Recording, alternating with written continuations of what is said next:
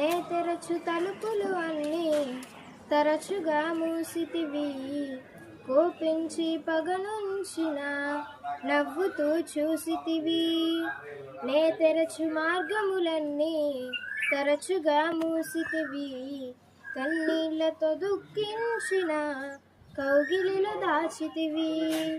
మూయుటకు కారణం ఈ మూర్ఖునికి తెలిసినదే, అడిగిన దానికంటే అధికమే పొందితినే.